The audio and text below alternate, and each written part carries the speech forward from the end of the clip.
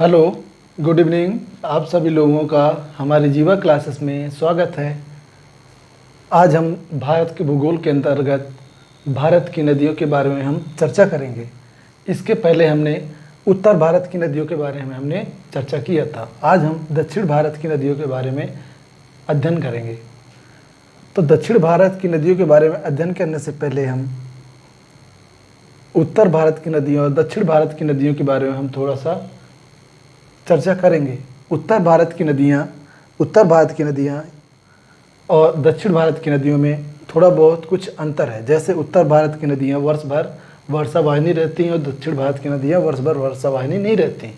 इसका मतलब उत्तर भारत की नदियों में वर्ष पानी जो होता है, उत्तर भारत की नदियों में जो पानी होता है वो वर्ष भर रहता है, जबकि दक्षिण भारत की नदियों में पानी कम हो जाता है।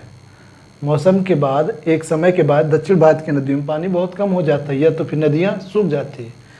मतलब कि इसका मतलब ये है कि उत्तर भारत की नदियों को वर्षा का जल दो स्रोतों से प्राप्त होता है, जबकि दक्षिण भारत की नदियों को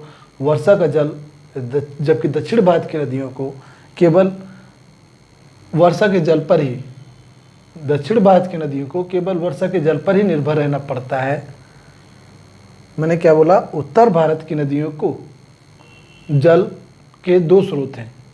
उत्तर भारत की नदियों के जल के दो स्रोत हैं। पहला है वर्षा का जल, दूसरा है ग्लेशियर। उत्तर भारत की नदियों को इन दो स्रोतों से पानी मिलता है। जब मौसमी वर्षा होती है तब। दूसरा है वहाँ पर जो ग्लेशियर पाए जाते हैं, उनके कारण नदियों में ग्लेशियर से वर्षा आती रहती है, पानी आती रहते हैं। जबकि दक्षिण भारत की नदियाँ केवल और केवल वो वर्षा जल पर ही निर्भर रहती हैं। यही कारण है कि दक्षिण भारत की अधिकांश नदियाँ वर्षा का मौसम खत्म होने के बाद 2 से 3 महीने में ही नदियों में पानी या तो कम हो जाता है या फिर नदियाँ सूख जाती हैं। या तो नदियों में पानी बहुत कम हो जाता है या फिर नदियाँ सूख जाती हैं। हिमालय से निकलने वाली अधिकतर उत्तर भारत की नदियाँ हिमालय से जो नदियाँ निकलती हैं, उत्तर भारत की नदियाँ जो हैं हिमालय से जो निकलती हैं, तो उत्तर के मैदान में जब प्रवेश कर जाती हैं तो उन नदियों के पानी का वेग बहुत कम हो जाता है। जिस कारण से नदियों का पानी का वेग कम हो जाता है, तो हिमालय से निकलने वाली जो नदियां हैं अपने साथ में जो शिलाखंड को बहा करके लाती हैं, उन शिलाखंडों को मैदानी भाग में आगे ढकेल नहीं पाती हैं। इस कारण से वो नदियां उन शिलाखंडों को उस मैदानी भाग में छोड़ देती हैं और उनको ढकेल नहीं पाने के कारण या अपने साथ आगे बहा के नहीं ले जा पाने के कारण नदियां अलग अलग दिशाओं में मुड़ जाती हैं या अपना रास्ता बदल लेती हैं, या ये फिर कहा जाए कि वो सर्प की आकृति में प्रवाहित होने लगती हैं। जबकि दक्षिण भारत की नदियाँ प्रायद्वीपीय भारत के भूखंड से निकलती हैं। ये कठोर भूखंड, दक्षिण भारत की नदियाँ कठोर चट्टानों से नियंत्रित रहते हैं। इस कारण से ये नदियाँ सर्पिलाकार में प्रवाहित न होकर के अपने नदी घाटी में ही प्रवाहित होती हैं।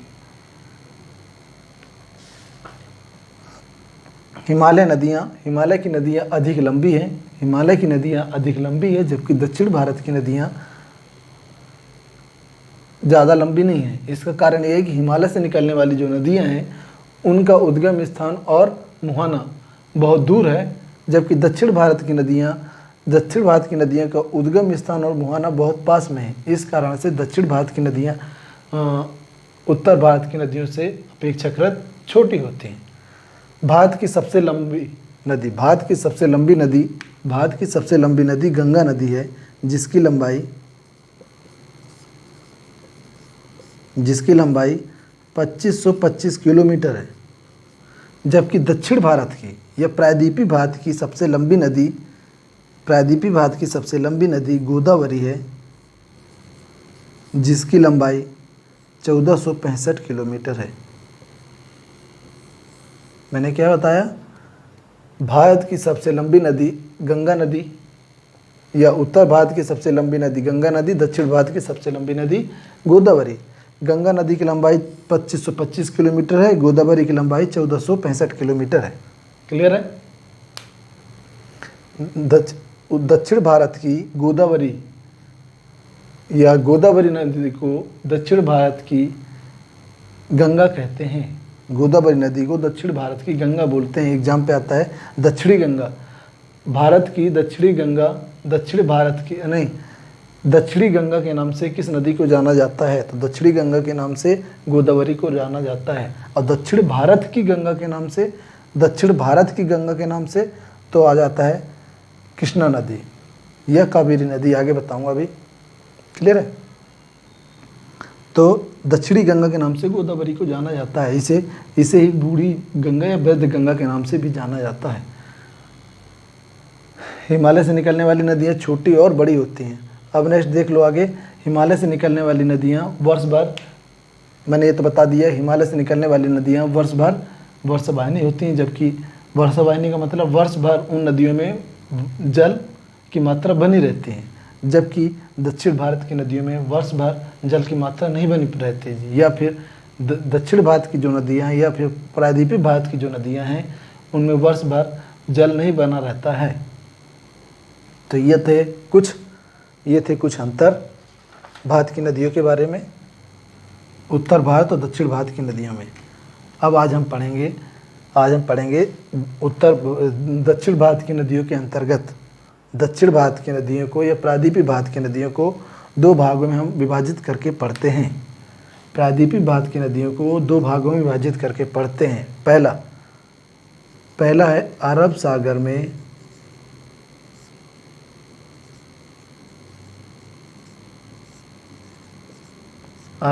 में जल गिराने वाली नदियाँ।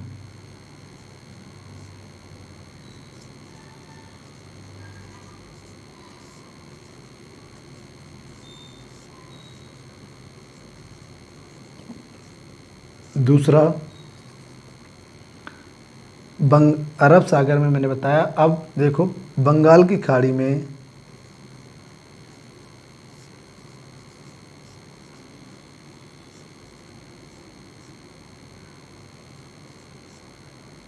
जल गिराने वाली नदियाँ।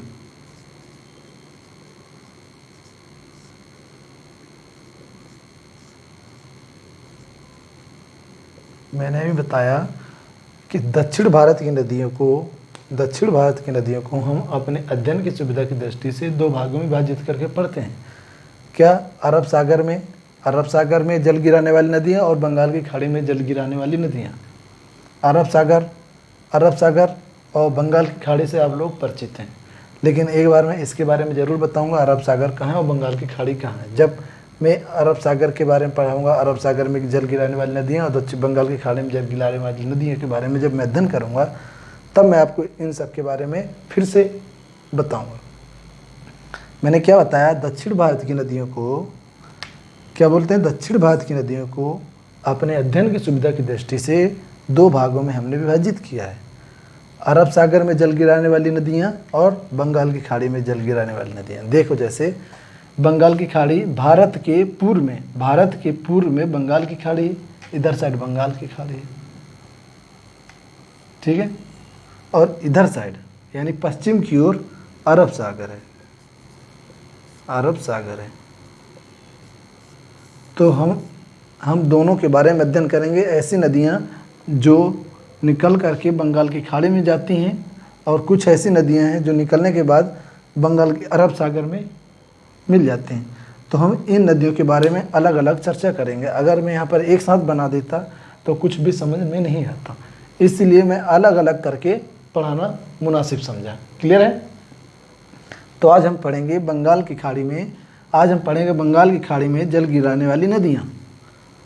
पहला हेडिंग में डालोगे बंगाल की खाड़ी में, जैसे हमने मैप में बनाया है, ये हमने मैप में बनाया है कि बंगाल की खाड़ी में यानी कि पश्चिमी घाट पर्वत से निकल करके पूर्वी घाट पर्वत की ओर प्रवाहित होने वाली नदियाँ, और जो पूर्वी घाट पर्वत की ओर प्रवाहित होती हैं तो जाकर के वो नदियाँ बंगाल की खाड़ी में मिल जाती हैं। तो आज हेडिंग डालोगे बंगाल की खाड़ी में जल गिराने वाली नदियाँ।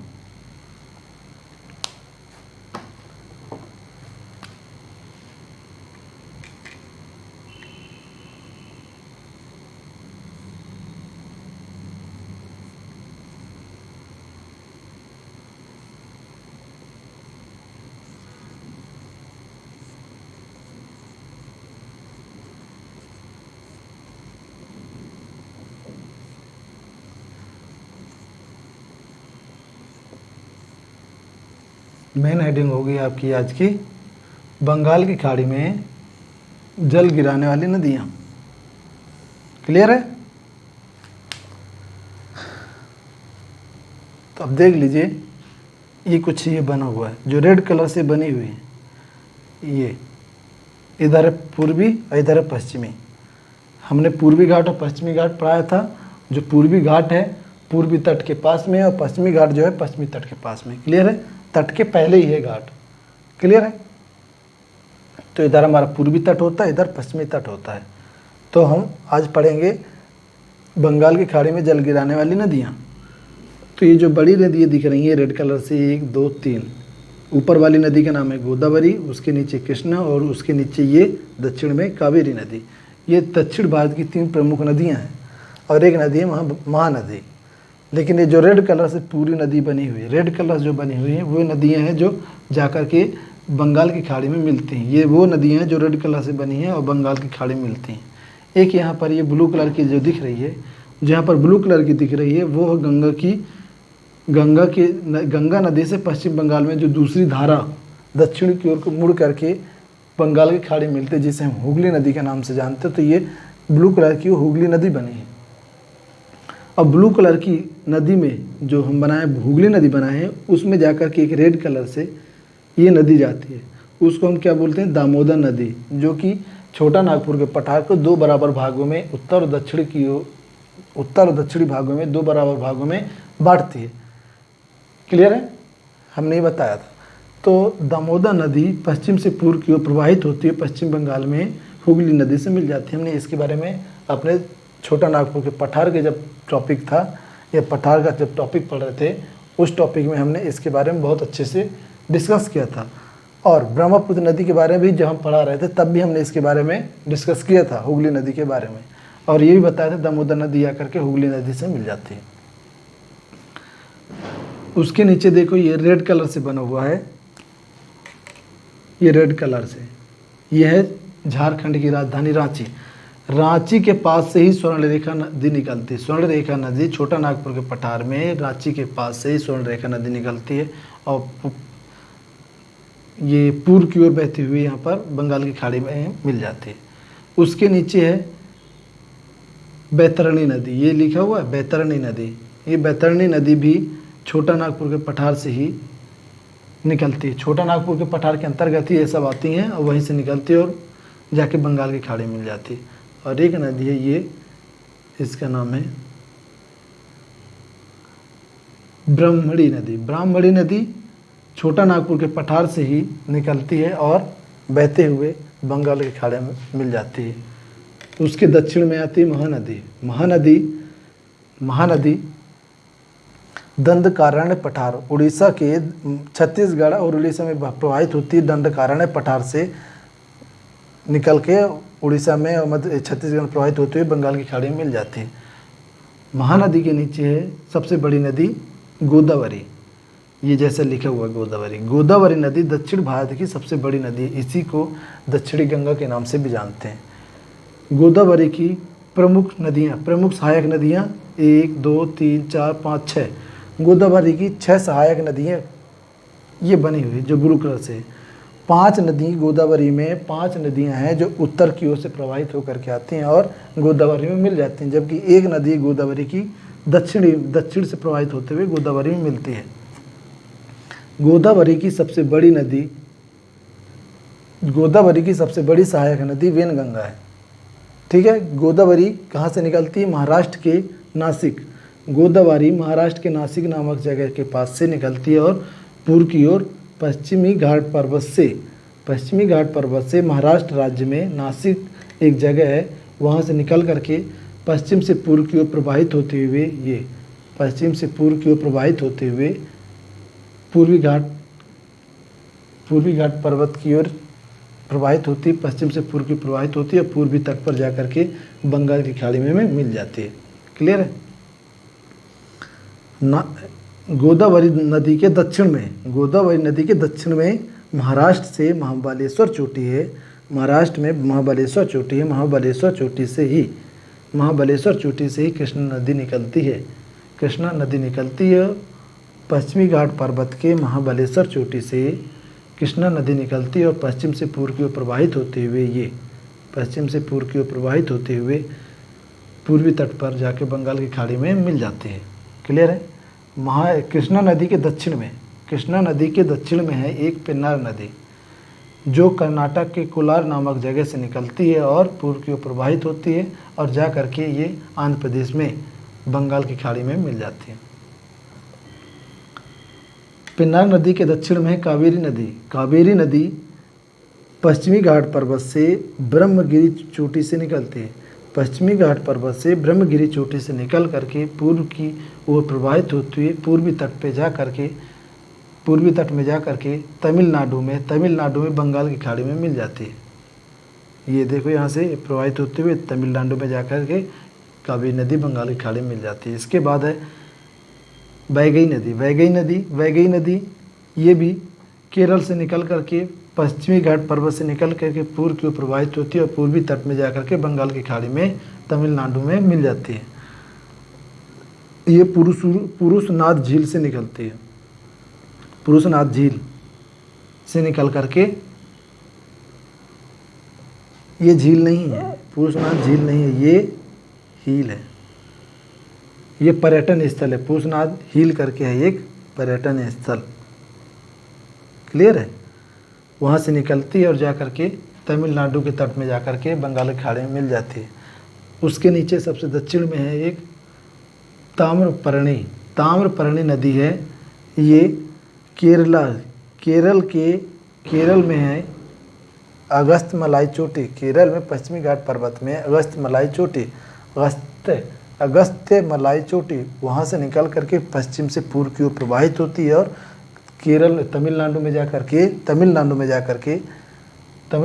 करके पूर्वी तट में बंगाल की खाड़ी में मिल जाती है।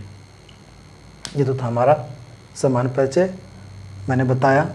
अब जैसे जैसे बोलता जाऊंगा वैसे आप लिखते जाएंगे। क्लियर है। तो अब लिखेंगे, हेडिंग में तो डाल लिए होंगे, बंगाल की खाड़ी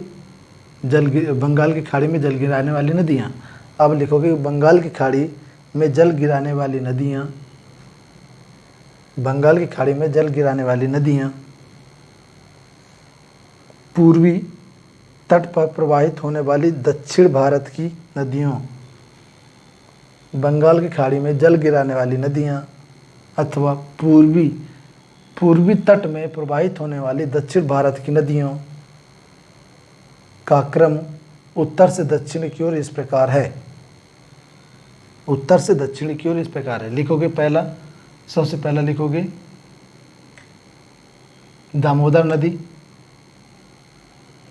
नदी, उसके नीचे लिखो स्वर्ण रेखा, उसके बाद लिखो बैतरणी, उसके बाद लिखो ब्राह्मणी, उसके बाद लिखो महानदी, इसके बाद लिखो गोदावरी, उसके बाद लिखो कृष्णा, फिर उसके बाद नेक्स्ट लिखो पेन्नार, और उसके बाद लिखो नेक्स्ट कावेरी, और उसके बाद नेक्स्ट लिखो वैगई, और उसके बाद नेक्स्ट लिखो ताम्रपर्णी। क्लियर है। अब हेडिंग में लिखोगे सबसे पहले दामोदर नदी। हेडिंग में लिखो दामोदर नदी छोटा नागपुर के पठार से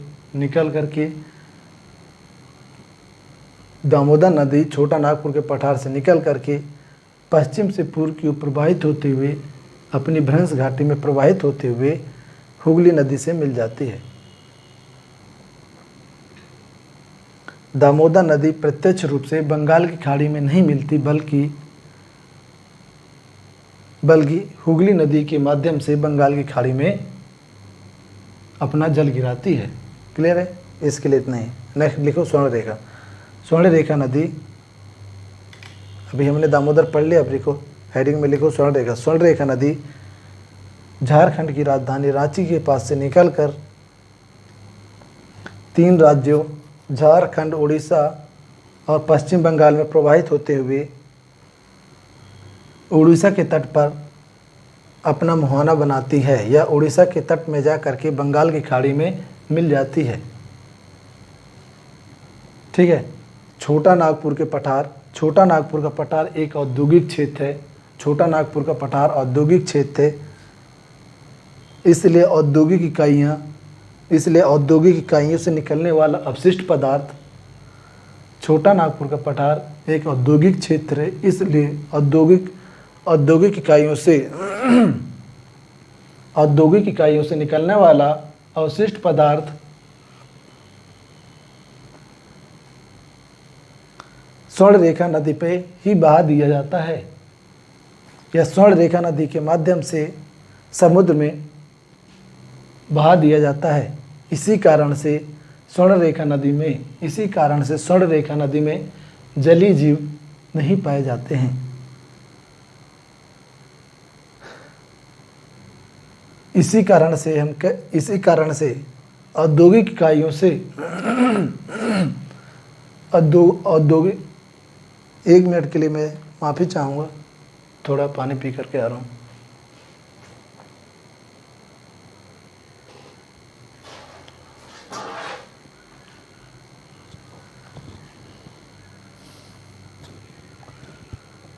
हेलो। हम पढ़ रहे थे स्वर्ण रेखा नदी के बारे में पढ़ रहे थे। स्वर्ण रेखा नदी झारखंड की राजधानी रांची के पास से निकल करके पूर्व की ओर प्रवाहित होते हुए, दक्षिण पूर्व की ओर प्रवाहित होते हुए बंगाल की खाड़ी में मिल जाती है। चूँकि छोटा नागपुर का पठार औद्योगिक क्षेत्र है, तो औद्योगिक इकाइयों से निकलने वाला अवशिष्ट पदार्थ स्वर्ण रेखा नदी के माध्यम से बंगाल की खाड़ी में प्रवाहित किया जाता है या बहा दिया जाता है। इसी कारण से स्वर्ण रेखा नदी बहुत ज़्यादा प्रदूषित हो जाती है। यही प्रदूषित होने के कारण स्वर्ण रेखा नदी पे जलीय जीव जंतु नहीं पाए जाते हैं। आगे पढ़ो। नेक्स्ट, बैतरणी नदी के बारे में लिख लो, हेडिंग में लिख लो बैतरणी नदी। बैतरणी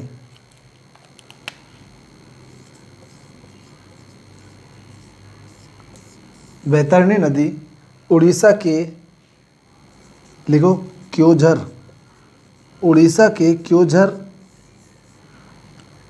पठार से निकल करके,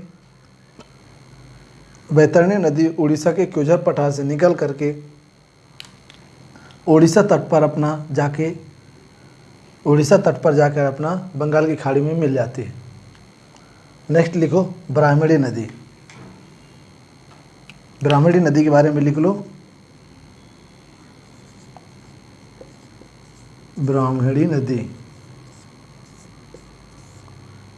नदी रांची के समीप से निकल करके, देखो ये मैंने बनाया है ब्राह्मणी नदी। ये मैंने क्या बताया था, ये ब्राह्मणी नदी तो रांची के समीप से निकल करके उड़ीसा के तट पर अपना मुहाना बनाती है। रांची के समीप से निकल करके या छोटा नागपुर के पठार से रांची के समीप से निकल करके उड़ीसा तट पे जा करके अपना मुहाना बनाती है।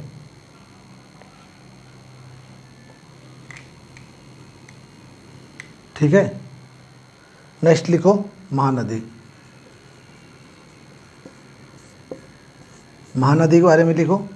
महानदी छत्तीसगढ़ की, ये महानदी छत्तीसगढ़ के दंडकारण्य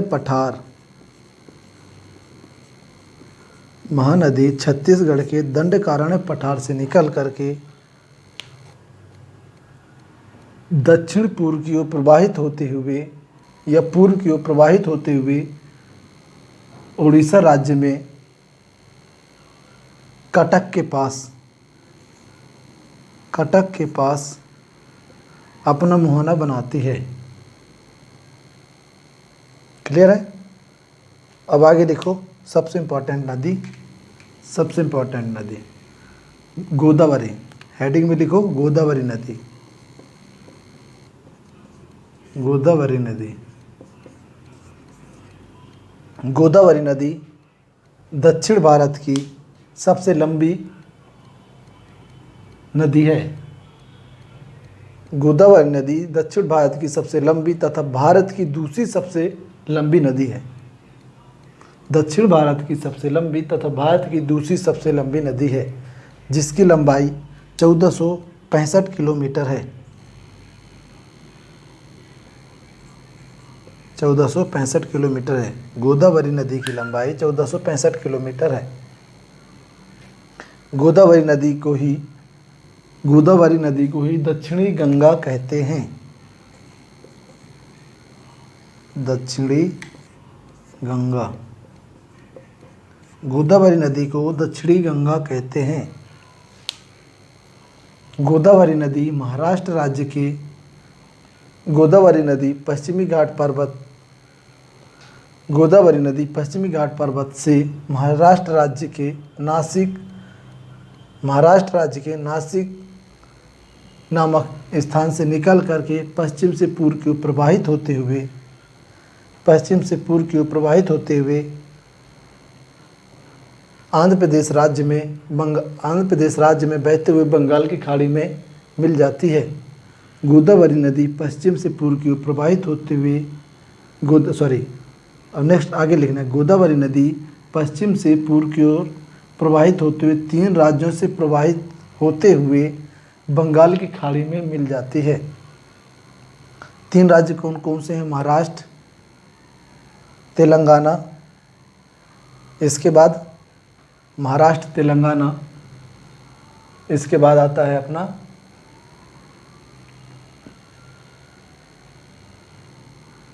आंध्र प्रदेश।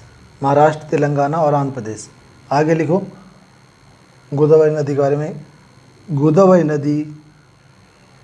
गोदावरी नदी की सहायक नदियाँ मंजीरा। गोदावरी नदी की सहायक नदियाँ मंजीरा,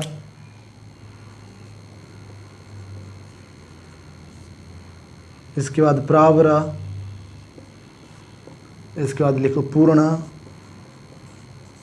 इसके बाद लिखो वेनगंगा, इसके बाद लिखो प्राणहिता, इसके बाद लिखो इंद्रावती। गोदावरी नदी की सहायक नदियाँ मंजीरा, प्रावरा, पूर्णा, वेनगंगा, प्राणहिता और इंद्रावती। गोदावरी नदी की ये सहायक नदियाँ हैं। ठीक है, आगे नेक्स्ट लिखोगे। नेक्स्ट में प्रावरा, पूर्णा, वेनगंगा और प्राणहिता और इंद्रावती।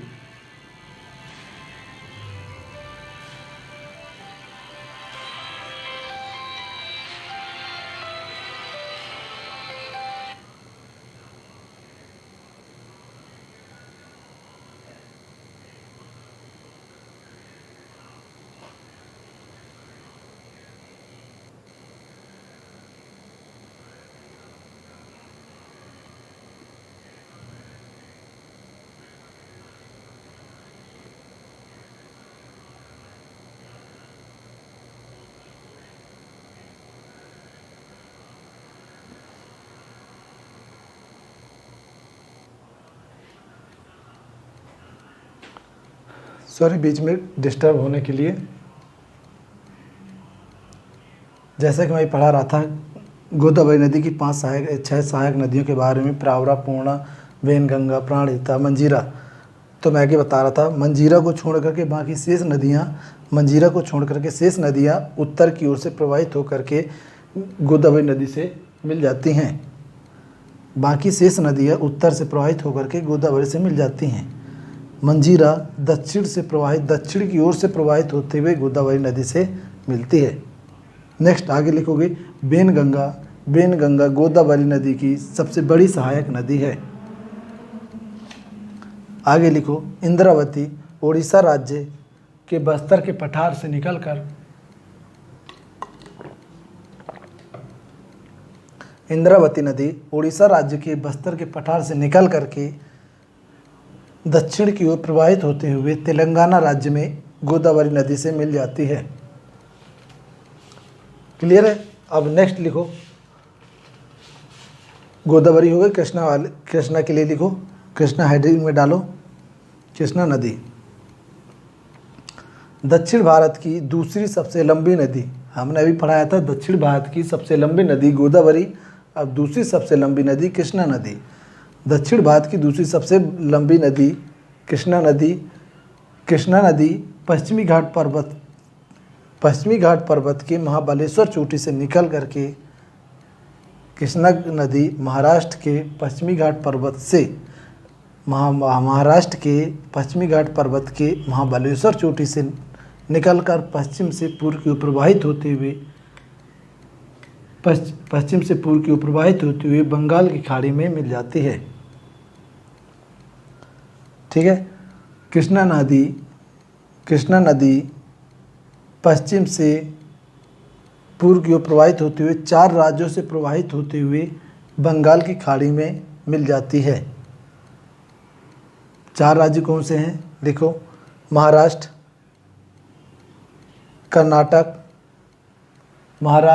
कर्नाटक, तेलंगाना और आंध्र प्रदेश।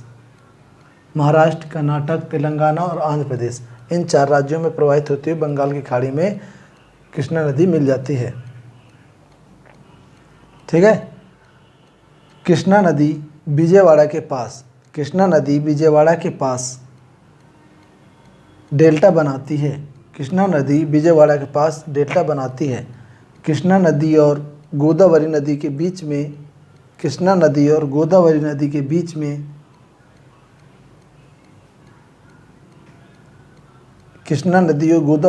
बीच में कोलेरू नामक झील स्थित है। कृष्णा नदी और गोदावरी नदी के बीच में कोलेरू नामक झील है। कृष्णा नदी के डेल्टा और गोदावरी नदी के डेल्टा आपस में मिले हुए प्रतीत होते हैं। उन्हीं के डेल्टा पर, कृष्णा और गोदावरी नदी के डेल्टा पर ही, या कृष्णा नदी और गोदावरी नदी के डेल्टा के बीच में कोलेरू झील स्थित है। ठीक है। आगे लिखो, कृष्णा नदी की सहायक नदियाँ तुंगभद्रा,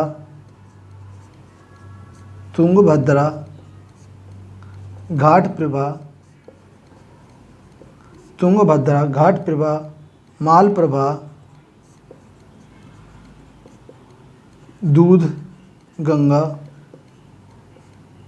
दूधगंगा, नेक्स्ट लिखो पंचगंगा, नेक्स्ट लिखो भीमा, नेक्स्ट लिखो कोयना, नेक्स्ट लिखो मूसी।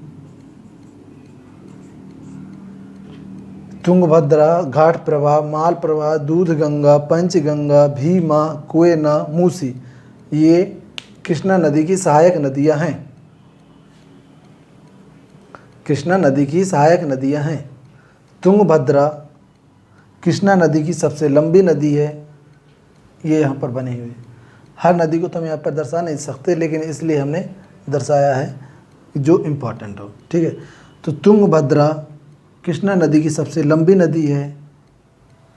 कृष्णा नदी की सबसे लंबी नदी है जो दक्षिण से प्रवाहित होते हुए कृष्णा नदी में मिल जाती है। नेक्स्ट, मूसी नदी के बारे में लिखो। आंध्र प्रदेश और तेलंगाना की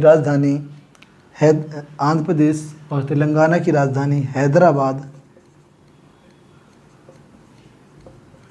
हैदराबाद मूसी नदी के तट पर ही स्थित है। एग्जाम में पूछता है हैदराबाद किस नदी के तट पर बसा हुआ है, तो आप क्या लगाओगे? मूसी नदी। क्लियर है। इसके बाद लिख लो, कृष्णा नदी के दक्षिण में पेन्नार नदी है। हेडिंग में लिखो पेन्नार नदी।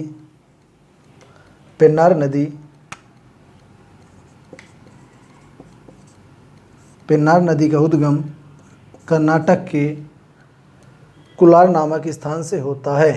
पेन्नार नदी का उद्गम कर्नाटक के कोलार नामक स्थान से होता है।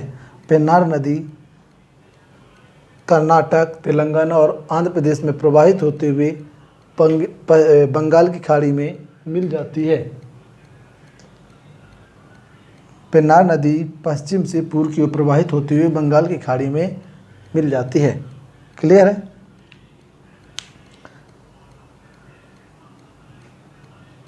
अब आगे लिखो कावेरी नदी। आगे लिखो कावेरी नदी। कावेरी नदी, कावेरी नदी भी इम्पोर्टेंट है। कावेरी नदी कर्नाटक में पश्चिमी घाट पर्वत के ब्रह्मगिरी चोटी से निकलकर पश्चिम से पूर्व की ओर प्रवाहित होते हुए कर्नाटक और तमिलनाडु में प्रवाहित होते हुए बंगाल की खाड़ी में मिल जाती है। क्या बोला? कावेरी नदी पश्चिमी घाट पर्वत के ब्रह्मगिरी चोटी से निकलकर पश्चिम से पूर्व की ओर प्रवाहित होते हुए, ये बनी हुई ना कावेरी नदी, पश्चिम से पूर्व की ओर प्रवाहित होते हुए दो राज्यों से प्रवाहित होते हुए कर्नाटक और तेलंगाना में प्रवाहित होते हुए बंगाल की खाड़ी में मिल जाती है। इधर बंगाल की खाड़ी हमने कितनी बार बताया? बंगाल की खाड़ी में जाके मिल जाती है। कावेरी नदी को दक्षिण भारत की गंगा कहते हैं, जबकि गोदावरी नदी को दक्षिणी गंगा कहते हैं। दक्षिणी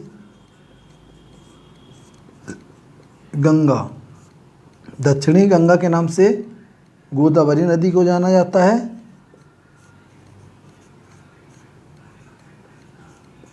जबकि दक्षिण की गंगा के नाम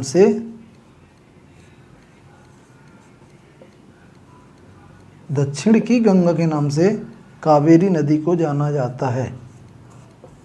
क्लियर है? क्लियर है? कावेरी नदी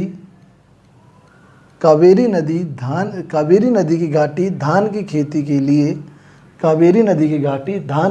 के लिए ज़्यादा उपजाऊ है। कावेरी नदी की घाटी धान की खेती के लिए ज़्यादा उपजाऊ है, यह ज़्यादा लाभदायक है। इसलिए कावेरी नदी घाटी को दक्षिण भारत का धान का कटोरा कहते हैं। कावेरी नदी घाटी को दक्षिण भारत का धान का कटोरा कहते हैं। क्लियर है? कावेरी नदी की सहायक नदियाँ लिखो।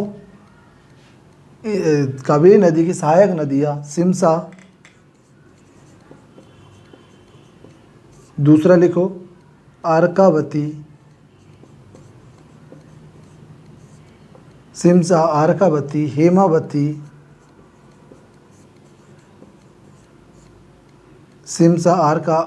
हेमावती, अमरावती।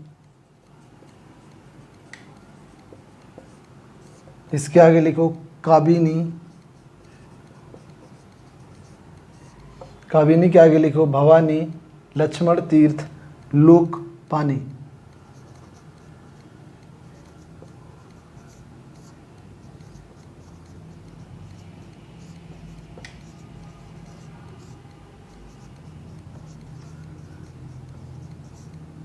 क्या मैंने बोला?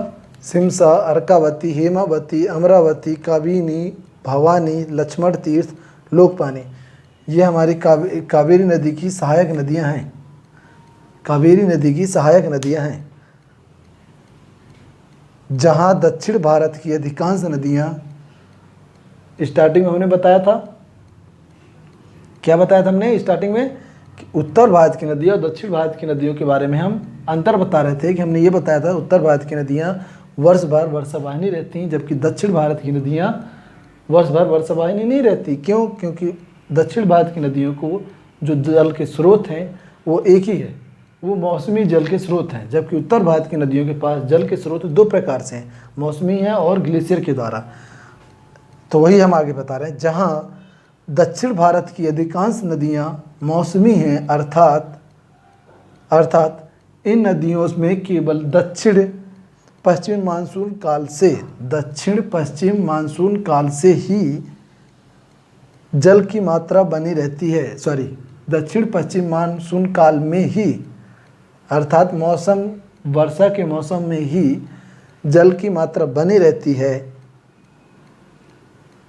कावेरी नदी वर्षावाहिनी है।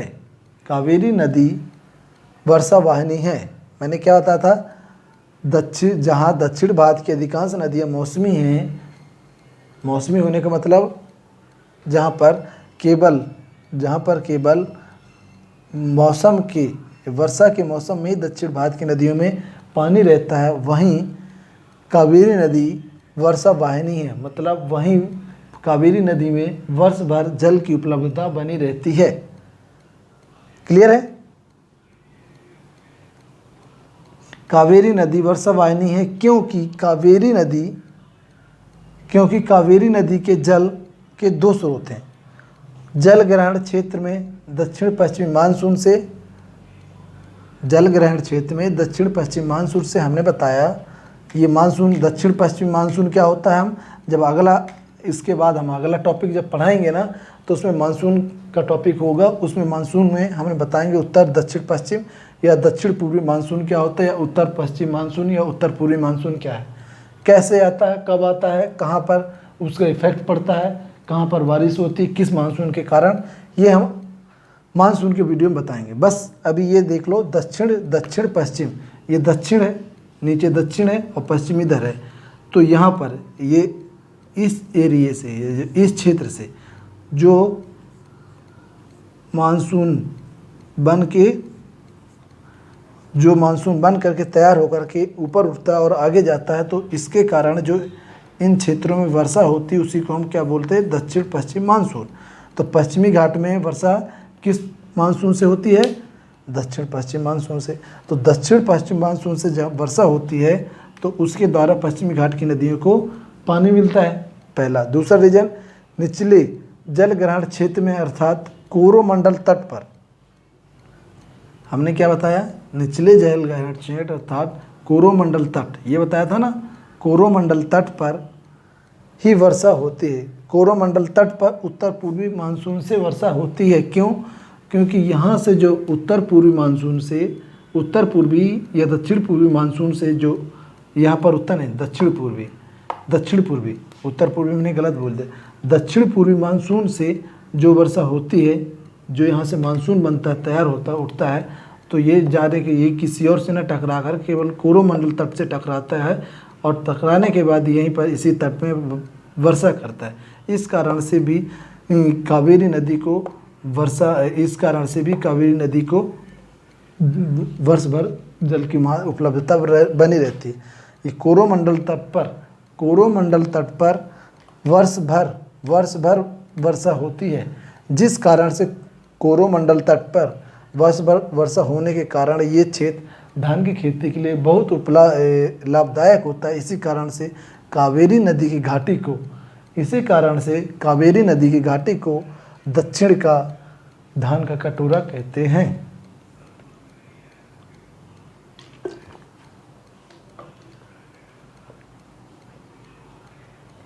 क्लियर है?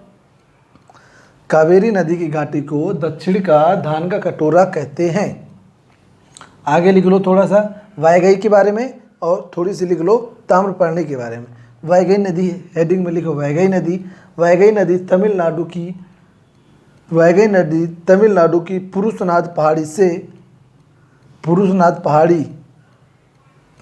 से निकलकर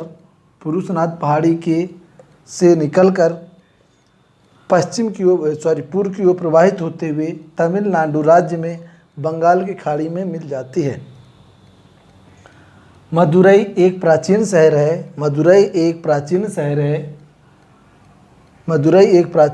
है।